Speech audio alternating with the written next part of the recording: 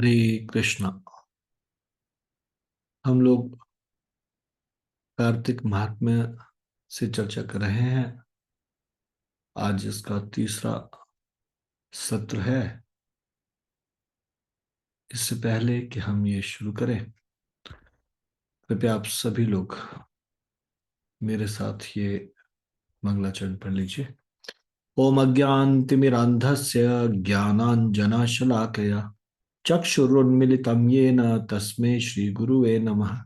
श्रीचैतन्यमनोभीष्टं स्थापितं येन भूतले स्वयं रूपा कदा मह्यं ददाति स्वपदान्तिकम्। वन्देऽहं श्रीगुरो श्रीयुतपदकमलं श्रीगुरून् वैष्णवांश्च श्रीरूपं साग्रजातं सहगण रघुनाथान्वितं तं सजीवम् साद्वैतं सावधूतं परिजन सहितं कृष्ण चैतन्य देवं श्री राधा कृष्ण पादान सहगण ललिता श्री विशाखान्वितांश्च। हे कृष्ण करुणा सिंधु दीनबंधो जगतपते गोपेश गोपिका कांत राधा कांत नमस्तुते। तप्त कांचन गौरांगी राधे वृंदावनेश्वरी वृषभानुसुते देवी प्रणमामि हरिप्रिये। वाञ्छाकल्पतरुभ्यश्च कृपा सिन्धुभ्य एव च पतितानां पावनेभ्यो वैष्णवेभ्यो नमो नमः। जय श्री कृष्ण चैतन्य प्रभु नित्यानंद श्री अद्वैत गदाधर शिवासादि गौर भक्तवृंद। हरे कृष्णा कृष्ण कृष्ण हरे हरे हरे राम राम राम हरे हरे। तो पिछले कल हम लोग चर्चा कर रहे थे किस प्रकार से सुबह सुबह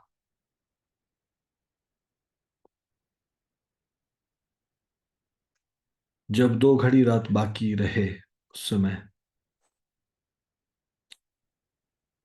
स्नान करना चाहिए। हम्म, ब्रह्म मुहूर्त से भी पहले चतुर्थ प्रहर में अ, स्नान कर लेना चाहिए। तो फिर हमने पढ़ा था कि यदि कोई कार्तिक में जल में खड़ा होकर स- जल में जलाशय के समीप जाए, वहां पे वो नाभि के बराबर जल में खड़ा होकर फिर इस मंत्र को पढ़े। कार्तिकेयं करिष्यामि प्रातः स्नानम जनार्दन प्रीत्यर्थम तव देवेश दामोदर मया सह। हे जनार्दन, हे देवेश्वर दामोदर, लक्ष्मी सहित आपकी प्रसन्नता के लिए मैं कार्तिक में प्रातः स्नान करूंगा। तो फिर इसमें विस्तार से बताया कि कौन कौन से अलग अलग स्थानों में स्नान करने का कैसा महात्म्य है। हम्म, लेकिन घर में रहकर भी आप वो लाभ प्राप्त कर सकते हैं। घर के जल में गंगा जल को मिश्रित करके स्नान से पहले उसमें गंगा जल की कुछ बूंदे डाल के, तो आपको गंगा जी का स्नान का फल प्राप्त हो जाएगा। तो इसमें बताया गया जब कुछ रात बाकी रहे तभी स्नान किया जाए तो वह उत्तम और भगवान विष्णु को संतुष्ट करने वाला है। सूर्योदय काल में किया हुआ स्नान मध्यम श्रेणी का है। जब तक कृतिका अस्त न हो तभी तक स्नान का उत्तम समय है, अन्यथा बहुत विलंब करके किया हुआ स्नान कार्तिक स्नान की श्रेणी में नहीं आता। तो अगर विलंब से स्नान करते हैं तो उसका लाभ नहीं है, कार्तिक स्नान की श्रेणी में नहीं आता। स्त्रियों को पति की आज्ञा लेकर कार्तिक स्नान करना चाहिए, क्योंकि पति से बिना पूछे जो धर्म कार्य किया जाता है वह पति की आयु को क्षीण कर देता है। स्त्रियों के लिए पति की सेवा छोड़कर दूसरा कोई धर्म नहीं है। जो पति की आज्ञा का पालन करे वही इस संसार में धर्मवती है। केवल व्रत आदि से धर्मवती नहीं होती। पति यदि दरिद्र पतित मूर्ख अथवा दीन भी हो तो वह वैसा होता हुआ भी स्त्री का आश्रय है। उसके त्याग से स्त्री नरक में गिरती है। जिसके दोनों हाथ, दोनों पैर, वाणी और मन ये काबू में रहे तथा जिसमें विद्या तप एवं कीर्ति हो, वही मनुष्य तीर्थ के फल का भागी होता है। जिसकी तीर्थों में श्रद्धा न हो, जो तीर्थ में भी पाप की बात सोचता हो, नास्तिक हो, जिसका मन दुविधा में पड़ा हो, तथा जो कोरा तर्कवादी हो, ये 5 प्रकार के मनुष्य तीर्थ फल के भागी नहीं होते। जो ब्राह्मण प्रतिदिन प्रातःकाल उठकर तीर्थ में स्नान करता है, वह सब पापों से मुक्त हो परम ब्रह्म परमात्मा को प्राप्त होता है।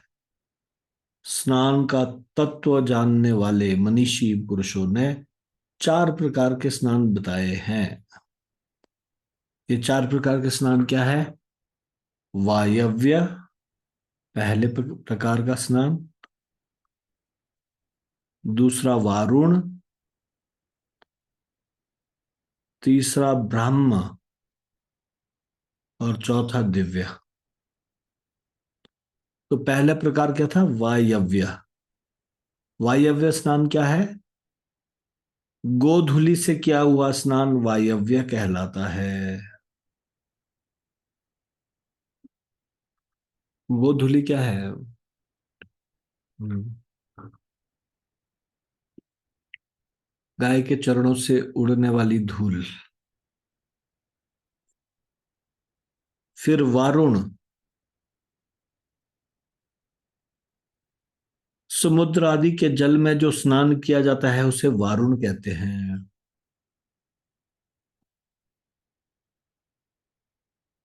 फिर ब्राह्म, वेद मंत्रों के उच्चारण पूर्वक जो स्नान होता है उसका नाम ब्राह्म है।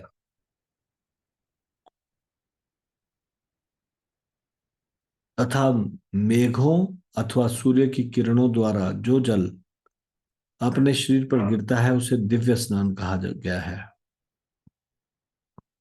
इन सभी स्नानों में वारुण स्नान सबसे उत्तम है। ब्राह्मण, क्षत्रिय और वैश्य को मंत्रोच्चारण पूर्वक स्नान करना चाहिए। स्त्री और शूद्र के लिए बिना मंत्र के ही स्नान का विधान है। प्राचीन समय में श्रेष्ठ तीर्थ पुष्कर में जहां नंदा संगम है, वही नंदा के कहने से राजा प्रभंजन कार्तिक मास में पुष्कर स्नान करके व्याघ्र योनि से मुक्त हुए थे। और नंदा भी कार्तिक में पुष्कर का स्पर्श पाकर परम धाम को प्राप्त हुई थी।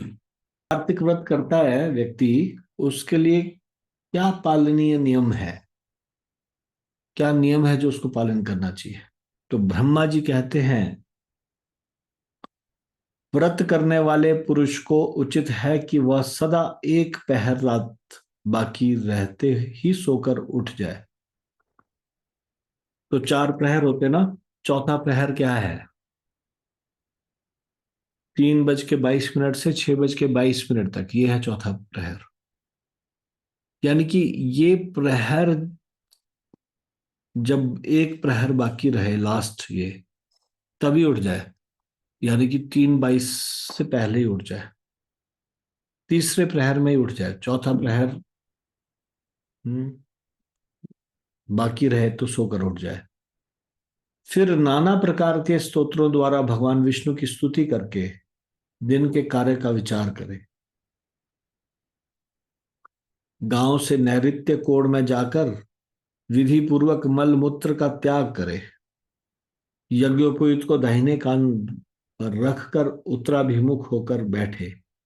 पृथ्वी पर तिनका बिछा दे और अपने मस्तक को वस्त्र से भली भांति ढक ले। मुख पर भी वस्त्र लपेट ले।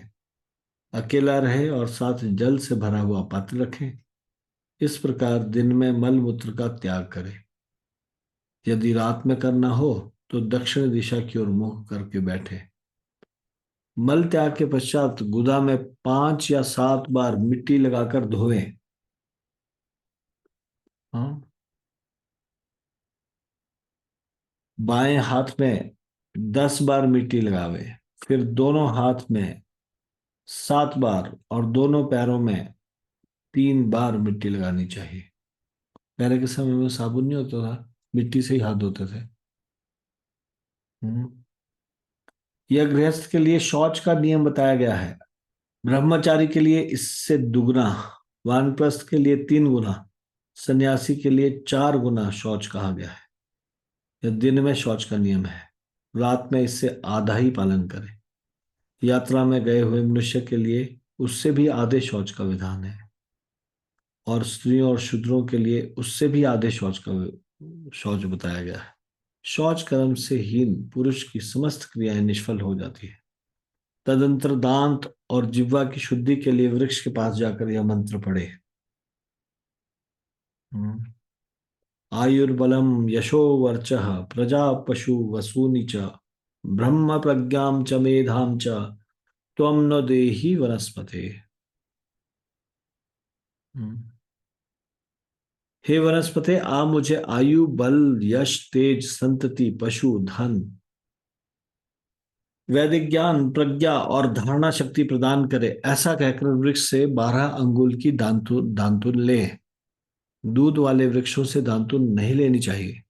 इसी प्रकार कपास, कांटेदार वृक्ष तथा जले हुए पेड़ से भी दांतुन लेना मना है, जिससे उत्तम गंध आती हो और जिसकी टहनी कोमल हो, ऐसे ही वृक्ष से दंत धावन ग्रहण करना चाहिए। उपवास के दिन नवमी और षष्ठी तिथि को, श्राद्ध के दिन रविवार को, ग्रहण में प्रतिपदा को और अमावस्या को भी काष्ठ के दांत से दांतुन नहीं करनी चाहिए। जिस दिन दांत का विधान नहीं है उस दिन 12 को लेकर लेने चाहिए। मतलब जो जो ये दिन बताए उस दिन दांतुन नहीं करना है, उस दिन क्या करना है, 12 बार कुल्ला। विधि पूर्वक दांतों को शुद्ध करके मुंह को जल से धो डाले और भगवान विष्णु के नामों का उच्चारण करते हुए 2 घड़ी रात रहते ही स्नान के लिए जलाशय पर जाए।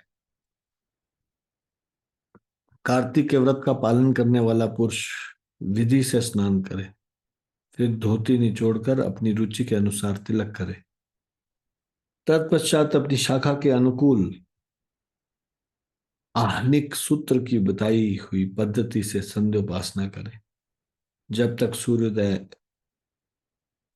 न हो जाए तब तक गायत्री मंत्र का जप करता रहे। यह रात्रि के अंत का कृत्य बताया गया है। अब दिन का कार्य बताया जाता है। संध्योपासना के अंत में विष्णु सहस्रनाम आदि का पाठ करें। फिर देवालय में आकर पूजन करें, भगवत संबंधी पदों का गान, कीर्तन और नृत्य आदि कार्यों में उन दिन का प्रथम प्रहर व्यतीत करें। तत्पश्चात आधे पहर तक भली भांति पुराण कथा का श्रवण करें। उसके बाद पुराण बांचने वाले विद्वान की और तुलसी की पूजा करके मध्याह्न का कर्म करने के पश्चात दाल के सिवा शेष अन्न का भोजन करें। बलि वैश्व देव करके अतिथियों को भोजन कराकर जो मनुष्य स्वयं भोजन करता है उसका वह भोजन केवल अमृत है। मुख शुद्धि के लिए तीर्थ जल भगवत चरणामृत से तुलसी भक्षण करे, फिर शेष दिन सांसारिक व्यवहार में व्यतीत करे। सायंकाल में पुनः भगवान विष्णु के मंदिर में जाए और संध्या करके शक्ति के अनुसार दीपदान करे। भगवान विष्णु को प्रणाम करके उनकी आरती उतारें और स्तोत्र पाठ आदि करते हुए प्रथम प्रहर में जागरण करे। प्रथम प्रहर बीत जाने पर शयन करे। ब्रह्मचर्य का पालन करे। इस प्रकार 1 मास तक प्रतिदिन शास्त्रोक्त विधि का पालन करे। जो कार्तिक मास में उत्तम व्रत का पालन करता है वह सब पापों से मुक्त हो भगवान विष्णु से के सालोक्य को प्राप्त होता है। कार्तिक मास आने पर निषिद्ध वस्तुओं का त्याग करना चाहिए। तेल लगाना, पर अन्न भोजन करना, तेल खाना जिसमें बहुत से बीज हो ऐसे फलों का सेवन, चावल और दाल, ये सभी कार्तिक मास में त्याज्य है। हालांकि यहाँ पे बहुत सारा लिस्ट दिया है लेकिन हमको तो सिर्फ उतना ही करना है जितना प्रभुपाद जी ने बताया। प्रभुपाद जी ने बताया है कार्तिक मास में उड़द की दाल का त्याग करना, 4 महीनों में 4 चीजों का त्याग करना। कार्तिक मास में उड़द की दाल नहीं खाते। हम्म। तो यहाँ पे तो बहुत सारी चीजें बताई गई है। हम्म। कौन से पत्ते पर भोजन करना है इसके बारे में भी विस्तार से बताया गया है।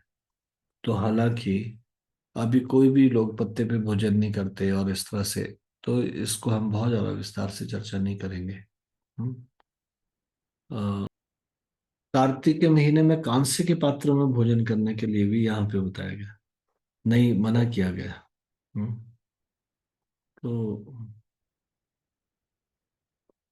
निषिद्ध पत्तों में भोजन ना करें, कमल के पत्ते पर कदापि भोजन ना करें। हम्म। भोजन करने के लिए जो पत्ते बताए हैं वो है केले का पत्ता, जामुन का पत्ता, महुआ का पत्ता और पकड़ी का पत्ता। कार्तिक मास आने पर वनवासी मुनियों के अनुसार नियमित भोजन करता है, वह चक्रपाणी भगवान पुरुष के परम धाम में जाता है। कार्तिक में प्रातः काल,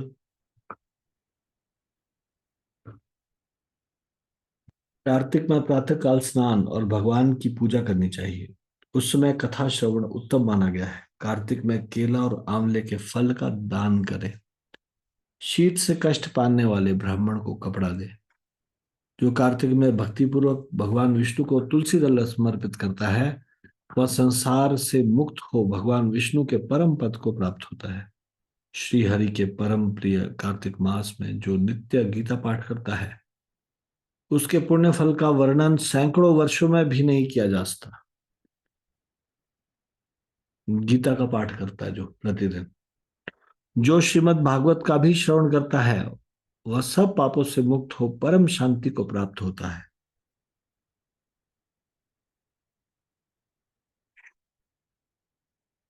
जो कार्तिक की एकादशी को निराहार रहकर व्रत करता है, वह निसंदेह पूर्व जन्म के पापों से मुक्त हो जाता है।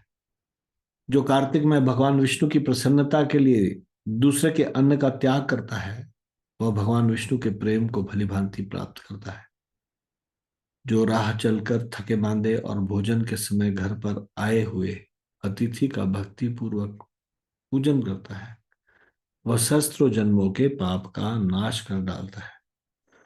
जो मूढ़ मानव वैष्णव महात्माओं की निंदा करते हैं, वे अपने पितरों के साथ महारौरव नरक में गिरते हैं। हम्म। तो कार्तिक के महीने में निंदा स्तुति से दूर रहना है, निंदा नहीं करनी। जो भगवान की और भगवत भक्तों की निंदा सुनते हुए भी वहां से दूर नहीं हट जाता, वह भगवान का प्रिय भक्त नहीं है। जो कार्तिक मास में भगवान विष्णु की परिक्रमा करता है, उसे पग पग पर अश्वमेध यज्ञ का फल प्राप्त होता है। जो कार्तिक मास में पराई स्त्री के साथ संगम करता है, उसके पाप की शांति कैसे होगी यह बताना असंभव है। जिसके ललाट में तुलसी की मृतिका का तिलक दिखाई देता है, उसकी ओर देखने में यमराज भी समर्थ नहीं है। तुलसी की मृतिका मतलब तुलसी के पौधे की जो मिट्टी है। फिर उनके भयानक दूतों की तो बात ही क्या है। कार्तिक में भगवान विष्णु की प्रसन्नता के लिए धर्म का अनुष्ठान करना चाहिए।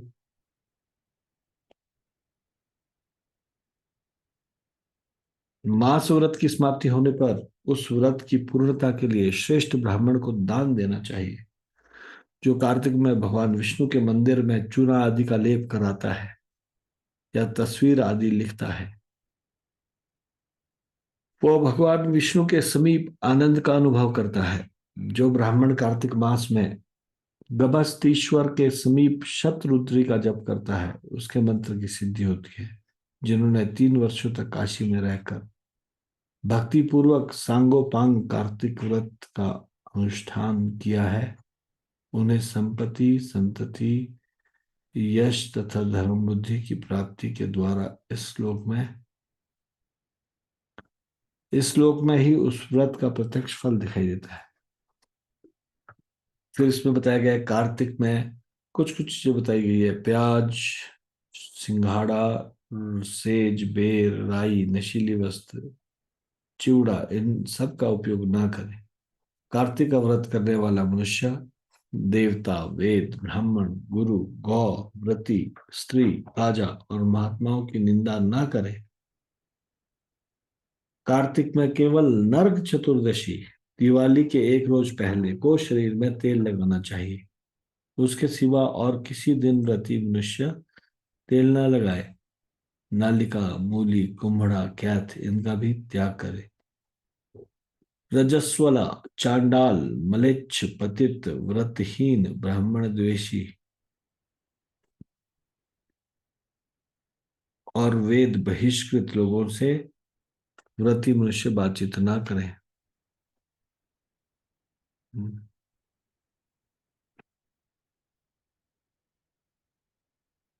फिर ब्रह्मा जी कहते हैं,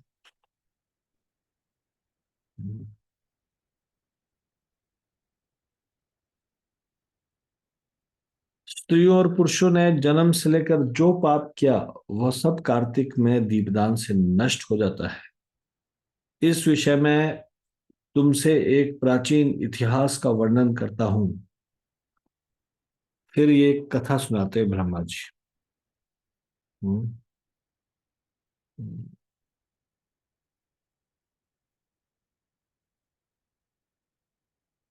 ये चर्चा किसके बीच में चल रही है? ब्रह्मा जी और अ, ये सूत जी बता रहे हैं शौनक ऋषियों को कैसे ब्रह्मा जी। हम्म, नारद जी ने जब ब्रह्मा जी से प्रश्न पूछा था तो फिर ब्रह्मा जी ने क्या कहा, तो ये नारद जी को बता रहे हैं ब्रह्मा जी। तो ब्रह्मा जी क्या कहते हैं, इस विषय में मैं तुमसे एक प्राचीन इतिहास का वर्णन करता हूँ। पूर्व काल में द्रविड़ देश में एक बुद्ध नाम का ब्राह्मण रहता था। हम्म, उसकी स्त्री बड़ी दुष्टा और दुराचार परायणा थी। उसके संसर्ग दोष से पति की आयु क्षीण हो गई और वह मृत्यु को प्राप्त हुआ। पति के मर जाने पर भी वह विशेष रूप से व्याभिचार में लग गई। उसको लोक निंदा से तनिक भी लज्जा नहीं होती थी। उसके ना कोई पुत्र था ना और ना कोई भाई था। वह सदा भिक्षा के अन्न का भोजन करती थी। अपने हाथ से बनाए हुए शुद्ध और स्वल्प अन्न को कभी न खाकर मांग कर लाए हुए बासी अन्न को ही खाती थी। दूसरे के घर रसोई बनाया करती और तीर्थ यात्रा आदि से दूर रहती थी। उसने कभी कथा नहीं सुनी थी। एक दिन तीर्थ यात्रा में लगा हुआ कोई विद्वान ब्राह्मण उसके घर पर आया। उसका नाम था कुत्स। उसको व्याभिचार में आसक्त देखकर उस ब्रह्मर्षि श्रेष्ठ कुत्स ने कहा, ओ मूढ़ नारी, तू मेरी बात को ध्यान देकर सुन। पृथ्वी आदि पांच भूतों के बने हुए और पीप एवं रक्त से सने हुए इस शरीर को, जो केवल दुख का ही कारण है, तो क्यों पालती पोसती है? अरे यह देह पानी के बुलबुले के समान है।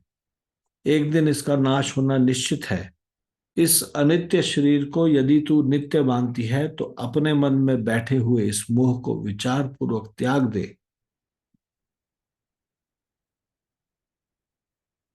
सबसे श्रेष्ठ देवता भगवान विष्णु का चिंतन कर और उन्हीं की लीला कथा को आदर पूर्वक सुन। और जब कार्तिक मास आवे तब भगवान दामोदर की प्रीति के लिए स्नान दान आदि कर, दीपदान दे, भगवान विष्णु की परिक्रमा करके उन्हें प्रणाम कर। यह व्रत विधवा और सौभाग्यवती सभी स्त्रियों के करने योग्य है। यह सब पापों की शांति और समस्त उपद्रवों का नाश करने वाला है। कार्तिक मास में निश्चय ही दीपदान भगवान विष्णु की प्रसन्नता बढ़ाने वाला है। ऐसा कहकर कुछ ब्राह्मण दूसरे के घर चला गया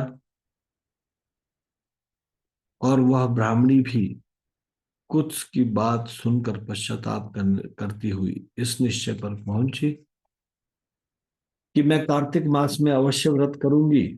तत्पश्चात कार्तिक मास आने पर उसने पूरे महीने प्रातः सूर्योदय काल में स्नान और दीपदान किया। तदंतर कुछ काल के बाद आयु समाप्त होने पर उसकी मृत्यु हो गई। वह स्वर्गलोक में गई और सहमानुसार उसकी मुक्ति भी हो गई। कार्तिक के व्रत में तत्पर हो दीपदान आदि करने वाला, जो इस दीपदान का इतिहास सुनता है, वह मोक्ष को प्राप्त करता है। नारद, अब आकाशदीप का महात्म्य सुनो। कार्तिक मास आने पर जो प्रातः काल प्रातः स्नान में तत्पर हो आकाशदीप का दान करता है, वह सब लोगों का स्वामी और सब संपत्तियों से संपन्न होकर इस लोक में सुख भोगता है और अंत में मोक्ष को प्राप्त होता है। इसलिए कार्तिक में स्नान दान आदि कर्म करते हुए भगवान विष्णु के मंदिर के कंगूरे पर 1 मास तक अवश्य दीपदान करना चाहिए। महाराज सुनंद ने चंद्र शर्मा ब्राह्मण के बताए अनुसार 1 मास तक विधि पूर्वक व्रत किया। वे कार्तिक में प्रतिदिन प्रातःकाल स्नान करके पवित्र होते और कोमल तुलसी दलों से भगवान विष्णु की पूजा करके रात में उनके लिए आकाश दीप देते। दीप देने के समय वे इस मंत्र का उच्चारण करते थे। दामोदराय विश्वाय विश्व रूप धराय च नमस्कृत्वा प्रदास्यामि व्योम दीपम हरिप्रिय। मैं सर्वस्वरूप एवं विश्व रूपी रूपधारी भगवान दामोदर को नमस्कार करके यह आकाशदीप देता हूं, जो भगवान को परम प्रिय है। देवेश्वर, इस व्रत से आप में मेरी भक्ति बढ़े, इस भाव से प्रार्थना करके राजा सुनंद दीपदान करते थे। ब्रह्म मुहूर्त में उठकर वे पुनः आकाशदीप देते थे। उनका प्रातःकाल स्नान और भगवान विष्णु की पूजा का क्रम नियम पूर्वक चलता रहा। मास की समाप्ति पर उन्होंने व्रत का उद्यापन करके आकाशदीप के नियम को भी समाप्त किया और ब्राह्मणों को भोजन कराकर इस विष्णु व्रत की पूर्ति की। इस पुण्य के प्रभाव से राजा ने इस श्लोक में स्त्री पुत्र पौत्र और स्वजनों के साथ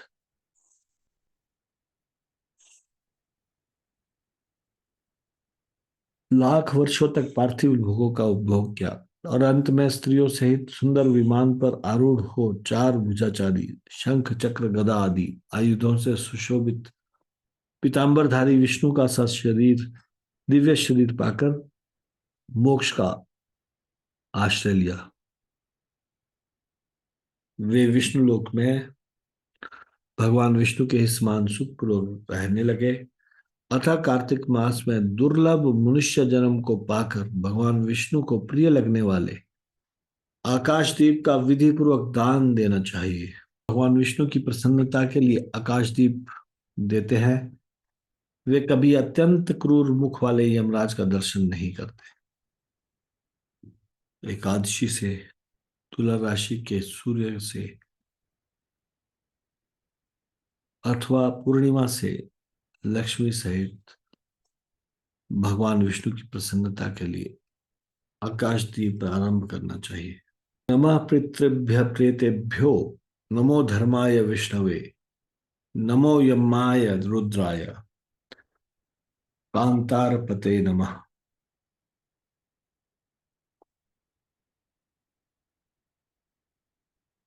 पितरों को नमस्कार है, प्रेतों को नमस्कार है, धर्म स्वरूप विष्णु को नमस्कार है, यमराज को नमस्कार है तथा दुर्गम पथ में रक्षा करने वाले भगवान रुद्र को नमस्कार है। इस मंत्र से जो मनुष्य पितरों के लिए आकाश में दीपदान करते हैं, उनके वे पितर नरक हो तो भी उत्तम गति को प्राप्त होते हैं।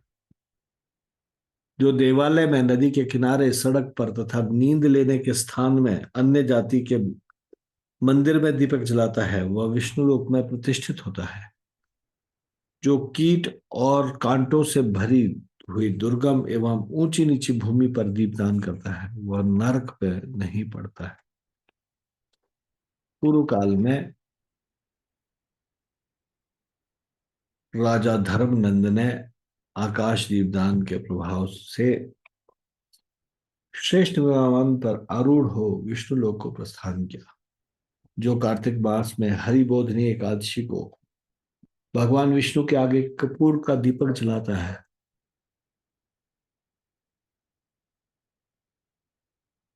उसके कुल में उत्पन्न हुए सभी मनुष्य भगवान विष्णु के प्रिय भक्त होते हैं और अंत में मोक्ष प्राप्त करते हैं। पूर्व काल में कोई गोप अमावस्या तिथि को भगवान विष्णु के मंदिर में दीपक जलाकर बार बार जय जय का उच्चारण करके राज राजेश्वर हो गया था।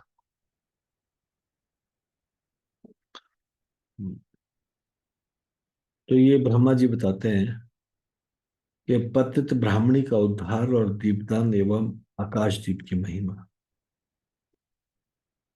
फिर उसके बाद ब्रह्मा जी फिर से बोलते हैं। अब बताते हैं कार्तिक के महीने में तुलसी वृक्ष के आरोपण और पूजन आदि की महिमा।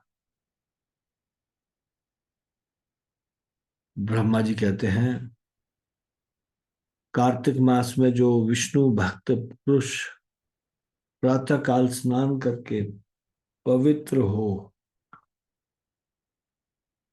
कोमल तुलसी दल से भगवान दामोदर की पूजा करता है, वह निश्चय ही मोक्ष प्राप्त कर लेता है। जो भक्ति से रहित है वह यदि सुवर्ण आदि से भगवान की पूजा करे तो भी वे उसकी पूजा ग्रहण नहीं करते। सभी वर्णों के लिए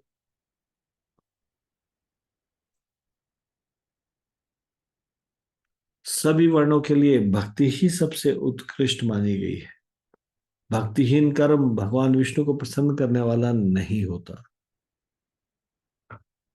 यदि तुलसी के आधे पत्ते से भी प्रतिदिन प्रतिदिन भक्ति पूर्वक भगवान की पूजा की जाए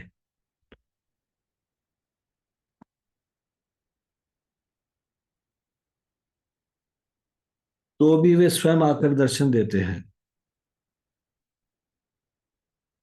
पूर्व काल में भक्त विष्णुदास भक्ति पूर्वक तुलसी पूजन से शीघ्र ही विष्णु धाम को चला गया और राजा चोल उसकी तुलना में गौण हो गए। अब तुलसी का महात्म्य सुनो। ब्रह्मा जी बोल रहे नारद जी को, वह पाप का नाश और पुण्य की वृद्धि करने वाली है। हम्म।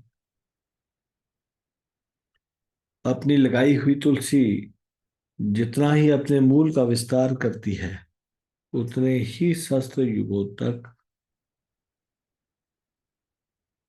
मनुष्य ब्रह्मलोक में प्रतिष्ठित होता है। यदि कोई तुलसी संयुक्त जल से में स्नान करता है तो वह सब पापों से मुक्त हो भगवान विष्णु के लोक में आनंद का अनुभव करता है। हे महामुने, जो लगाने के लिए तुलसी का संग्रह करता है और लगाकर तुलसी का वन तैयार कर देता है वह उतने से ही पाप मुक्त हो ब्रह्म भाव को प्राप्त होता है। जिसके घर में तुलसी का बगीचा विद्यमान है उसका वह घर तीर्थ के समान है, वहां यमराज के दूत नहीं आते। तुलसी वन सब पापों को नष्ट करने वाला, पुण्यमय और अभिष्ट कामनाओं को देने वाला है। जो श्रेष्ठ मानव तुलसी का बगीचा लगाते हैं वे यमराज को नहीं देखते। जो मनुष्य तुलसी काष्ठ संयुक्त गंध धारण करता है प्रियमाण पाप उसके शरीर का स्पर्श नहीं करता।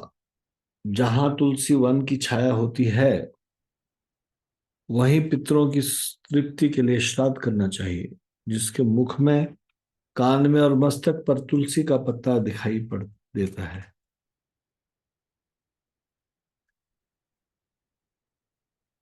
जिसके मुख में, कान में और मस्तक पर तुलसी का पत्ता दिखाई देता है उसके ऊपर यमराज भी दृष्टि नहीं डाल सकते। सिर्फ दूतों की तो बात ही क्या है।